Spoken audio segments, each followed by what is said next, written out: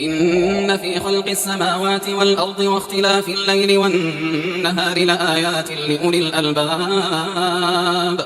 Assalamualaikum warahmatullahi wabarakatuh. Waalaikumsalam warahmatullahi wabarakatuh. Assalamualaikum. Waalaikumsalam warahmatullahi wabarakatuh. Afwan, Ana dari kota Tangerang, Banten. Mohon izin. Ada seorang ibu dari dua orang anak. Ada seorang ibu dari dua orang anak. Anak pertama dari pernikahan pertama. Anak pertama dari pernikahan pertama seorang putri 8 tahun. Dan anak kedua dari pernikahan kedua seorang putra 2 tahun 11 bulan. Ini nikah 2 kali ya berarti ya.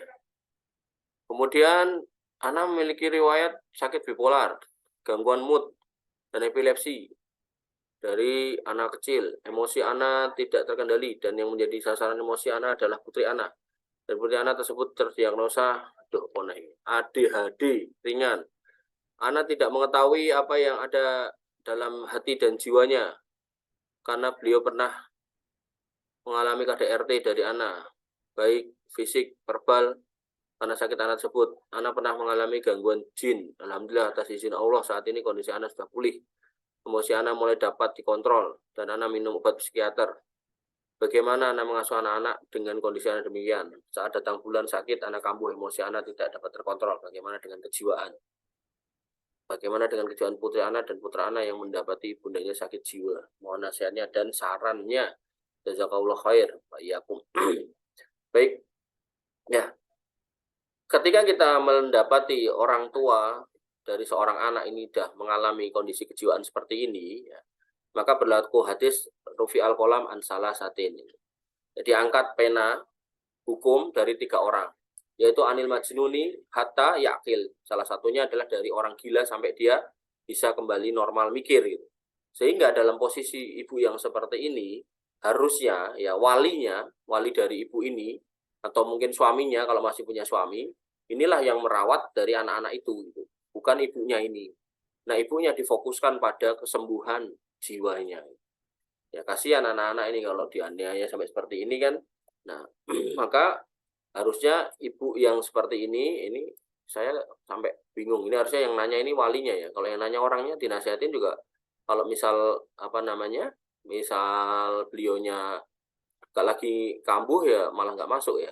Kalau ini yang tanya walinya malah lebih bagus sebenarnya.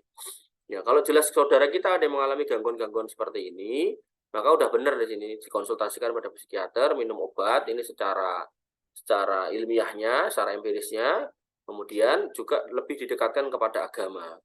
Ya, rumahnya sering-sering disetelkan murotal gitu kan, sering diajak ngaji, sering diajak healing gitu, sering diajak interaksi sama orang gitu.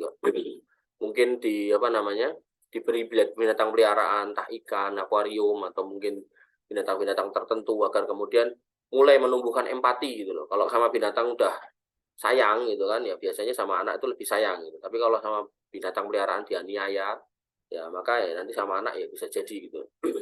Nah, kemudian dicari sebabnya, kenapa kok bisa seperti itu, kambuh-kambuh seperti itu.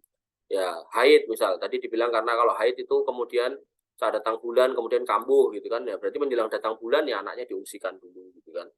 Nah, atau ya kemudian mungkin perlakuan dari mantan suaminya gitu kan. Nah, maka bisa juga dicarikan suami yang lebih baik gitu kan, misal udah cerai gitu kan.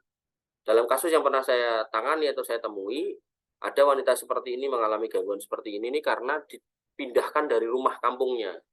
Jadi dia misal dari satu desa A gitu kan, terus dipindah ke desa B. Ya, di desanya itu dekat sungai, dia biasa dengar suara-suara sungai, suara air, dia tenang gitu kan. Nah, pindah ke kota yang ramai, bising, padat, banyak motor, banyak orang berantem misal gitu. Nah, dia stres gitu kan. Nah, maka kembalikan ke kampungnya. Nah, ini perlu digali secara historisnya itu. Dulu kampungnya kenapa, kok bisa seperti itu, gimana, maka itu diantisipasi gitu.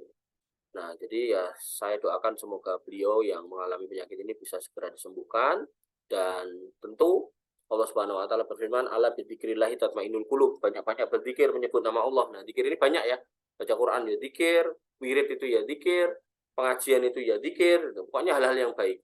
Kemudian di rumah kalau ada musik-musik ya dimatikan, enggak usah didengarkan. Kalau ada alat kalau ada foto-foto yang digantung ya diturunkan, kalau ada gambar-gambar yang digantung ya diturunkan, kalau ada patung-patung dimusnahkan, dihancurkan.